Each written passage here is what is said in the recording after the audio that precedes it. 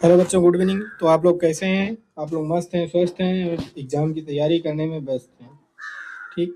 तो आप लोग एग्ज़ाम की तैयारी अच्छे से करिए। आप हम लोगों को हम कल पढ़ाए थे चैप्टर फर्स्ट के इम्पॉर्टेंट क्वेश्चन। आज पढ़ाते हैं चैप्टर 2 के अम्ल क्षारक एवं लवण के इम्पॉर्टेंट क्वेश्चन जो हर साल पूछे जाते हैं। तो पहला क्वेश्चन क्या है आपका? अम्ल क्षार एवं लवण की परिभाषा और गुण लिखिए। मतलब जो अम्ल क्षार और लवण होते हैं इनकी परिभाषा लिखिए और गुण लिखिए। तो सर्वप्रथम क्या होता है? अम्ल क्या होते हैं?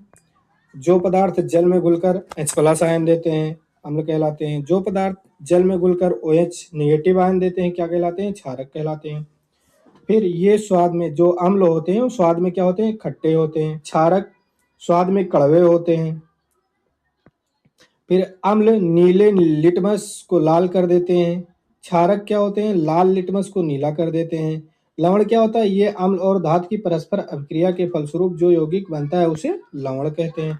अम्ल, फिर जानिए अम्ल या क्षारक को उदासीन कर देता है। जो अम्ल होता है वो क्या करता है? क्षार को उदासीन कर देता है, मतलब उदासीन कर देता है। फिर ये अम्ल मतलब जो क्षारक होता है वो किसको? अम्ल को उदासीन कर देता है। जो अम्ल होता है उसका पीएच मान 7 से कम होता है और जो क्षार होता है उसका पीएच मान 7 से अधिक होता है। ठीक। पहला क्वेश्चन ये हो गया। तो क्वेश्चन किस प्रकार से पूछता है? तो क्वेश्चन या फिर ऐसे पूछेगा, अम्ल क्षार एवं लवण की परिभाषा लिखिए। या फिर पूछता है अम्ल क्षार अम्ल और क्षार में अंतर बताइए। या अम्ल क्षार में को अलग अलग परिभाषित कीजिए। ऐसे ये क्वेश्चन पूछ सकता है। दूसरा क्वेश्चन क्या है? अम्ल और क्षारक के कितने प्रकार होते हैं और परिभाषा लिखो। तो अम्ल और क्षारक कितने प्रकार के होते हैं? तो हम आप लोगों को क्लास में पढ़ाए थे अम्ल और क्षार कितने प्रकार के होते हैं? 2 प्रकार के होते हैं। मतलब जो अम्ल होता है वो 2 भी प्रकार का होता है और जो क्षार होता है वो भी 2 प्रकार का होता है। तो अम्ल कितने प्रकार के? प्रबल अम्ल और दुर्बल अम्ल। ऐसे क्षार क्या होता है? प्रबल क्षार और दुर्बल क्षार। तो फर्स्ट क्या पढ़ते हैं? अम्ल के प्रकार। प्रबल अम्ल, जो अम्ल अधिक मात्रा में H+ आयन या हाइड्रोजन आयन देते हैं उन्हें क्या कहते हैं? प्रबल अम्ल, जैसे HCl H2SO4। दुर्बल अम्ल किसे कहेंगे? जो अम्ल कम संख्या में हाइड्रोजन आयन देते हैं दुर्बल अम्ल कहलाते हैं। Example CH3COOH H2CO3। क्षारक के प्रकार, क्षार भी 2 प्रकार के होते हैं, अभी हमने आपको बताया है। इससे पहले जब क्लास लिए थे तब भी बताए थे कि क्षार 2 प्रकार के होते हैं, प्रबल क्षार और दुर्बल क्षार। प्रबल क्षार क्या होते हैं? जो क्षारक अधिक संख्या में OH निगेटिव आयन देते हैं उन्हें क्या कहते हैं? प्रबल क्षार कहते हैं, जैसे NaOH KOH। दुर्बल क्षार, जो क्षारक कम संख्या में OH निगेटिव आयन देते हैं दुर्बल क्षार कहलाते हैं। NH4OH MgOH का ऑल ट्वाइस। फिर इसमें एक क्वेश्चन ये बहुत इंपॉर्टेंट है जो आप लोगों को हम बता रहे हैं, सूचक। सूचक अगर जब ज़्यादातर अम्ल क्षार और लवण के जो चैप्टर है इसमें से ये जो सूचक होता है ये काफ़ी बार पेपर में आ चुका है, इसलिए इसको क्या करना है? अच्छे से पढ़ना है। इसको नोट कर लेना है कि ये इम्पॉर्टेंट क्वेश्चन है। क्या है? इम्पॉर्टेंट है। इम्पॉर्टेंट है यानी कि इस पर स्टार लगा देना है। ठीक, इम्पॉर्टेंट है।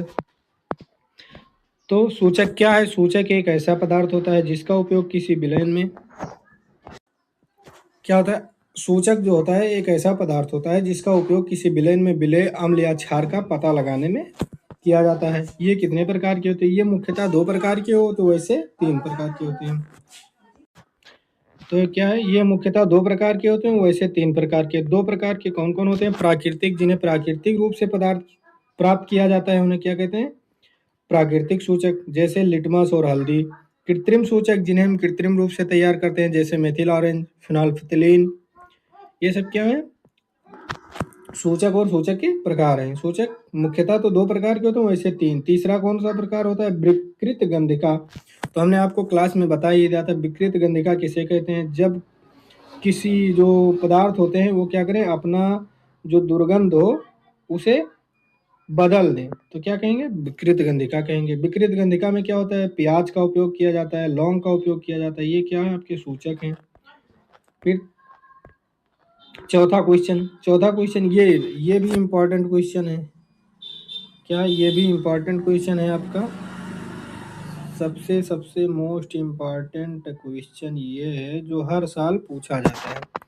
इसमें क्या होता है, धातु के साथ जब अम्ल की अभिक्रिया होने पर सामान्यतः कौन सी गैस निकलती है, ये उदाहरण के द्वारा समझाइए।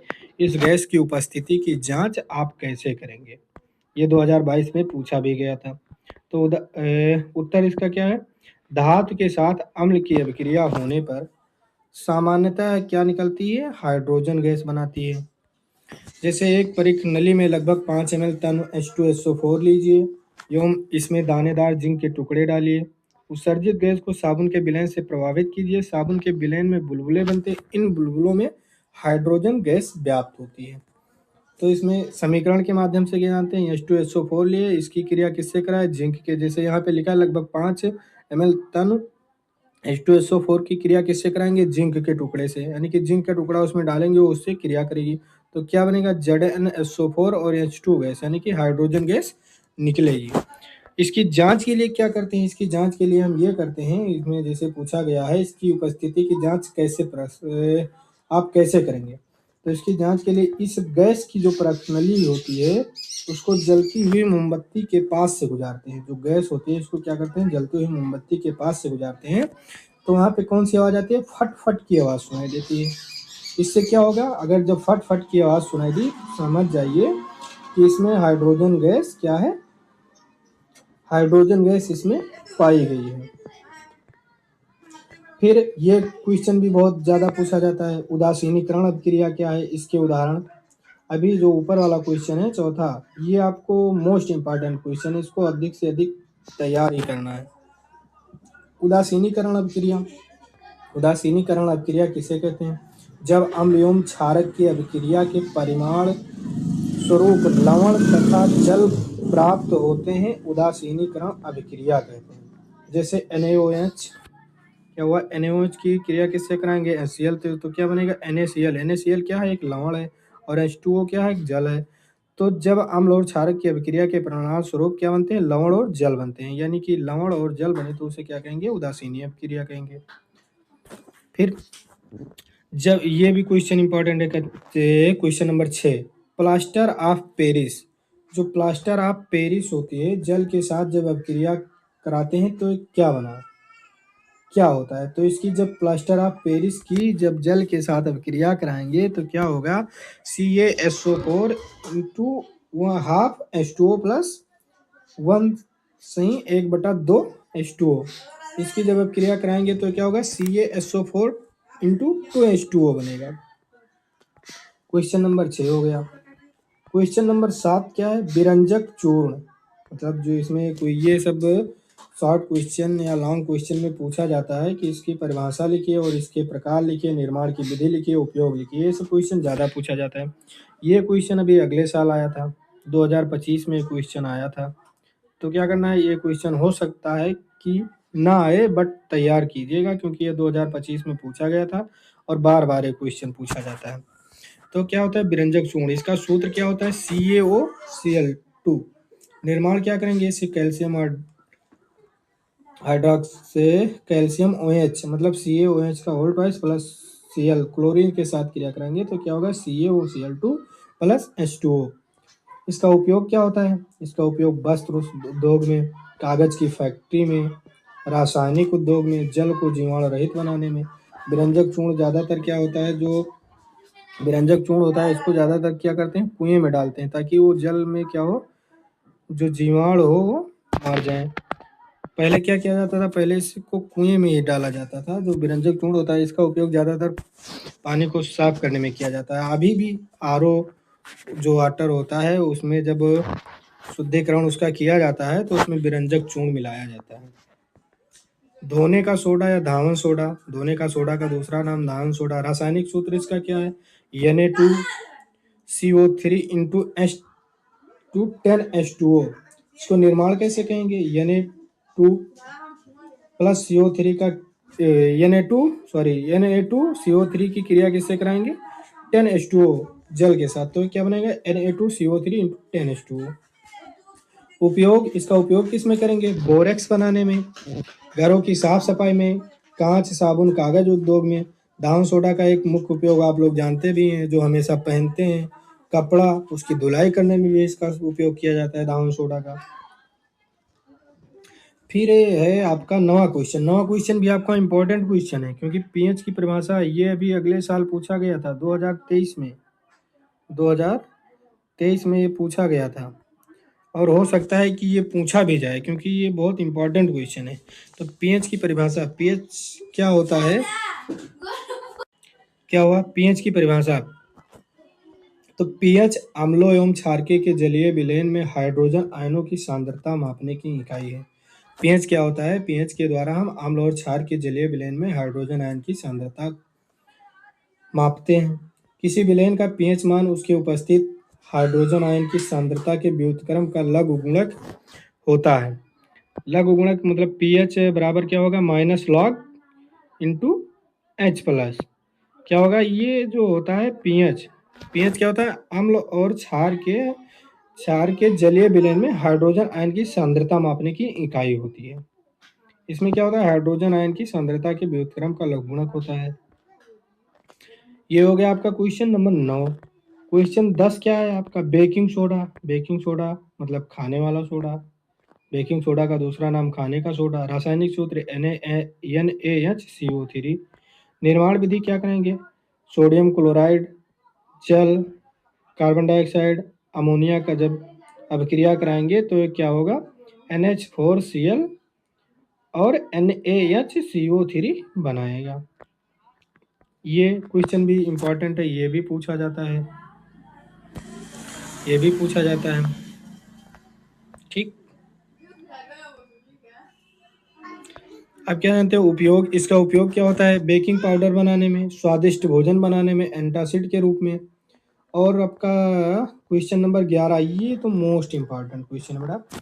ये क्या है, मोस्ट इम्पॉर्टेंट क्वेश्चन है, ये हर साल पूछा जाता है। ये क्या होता है, हर साल पूछा जाता है।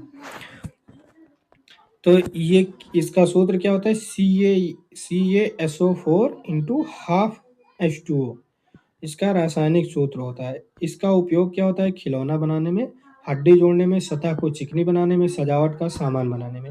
और इसी जब ये प्लास्टर ऑफ पेरिस पूछेगा तो इसकी जो क्रिया होगी, एक क्वेश्चन और है अभी पढ़ाए थे, ये जब वो क्वेश्चन पूछेगा प्लास्टर ऑफ पेरिस तो इसमें ये क्वेश्चन भी इन्वॉल्व कर देंगे, इसकी जल के साथ क्रिया करा के ये वाला क्वेश्चन मतलब जो आंसर लिखेंगे तो ये वाले अब क्रिया लास्ट में क्या कर देंगे, उसी क्वेश्चन में जोड़ देंगे, ताकि क्या होगा, आपको एग्जामिनर को लगेगा कि हाँ बच्चा अच्छे से तैयार किया है। क्वेश्चन नंबर 11 हो गया। अब क्वेश्चन नंबर 11 के बाद में ये क्वेश्चन सारे के सारे इंपॉर्टेंट क्वेश्चन समाप्त होते हैं। और ये याद रखना बच्चों की ये बहुत ही मोस्ट इम्पॉर्टेंट क्वेश्चन हमने आपको चैप्टर नंबर 2 से बताया, इसलिए आप लोग इसके अच्छे से तैयार कीजिएगा। अगर क्लास आप लोगों को अच्छी लगी तो वीडियो को लाइक कीजिएगा, चैनल को सब्सक्राइब कीजिएगा और अपने दोस्तों के साथ शेयर कीजिएगा, और अधिक से अधिक बच्चों के साथ शेयर करें तथा इसको अपने कॉपी में अच्छे से नोट्स करें, ताकि क्या हो, आपकी जो तैयारी हो रही है एग्ज़ाम की वो अच्छे से होती रहे।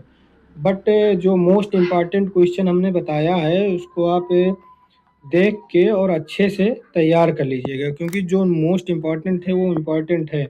जैसे एक ये प्लास्टर ऑफ पेरिस का, और एक पीएच परिभाषा है, और एक ये है ये कि ये क्वेश्चन धातु के अम्ल की अभिक्रिया होने पर, क्वेश्चन नंबर 4, ये सब क्वेश्चन आपके इम्पॉर्टेंट क्वेश्चन है, इसलिए आप लोग इसको तैयार कीजिएगा। अगर वीडियो अच्छी लगी तो लाइक कीजिएगा, चैनल को सब्सक्राइब कीजिएगा और अपने दोस्तों के साथ शेयर कीजिएगा।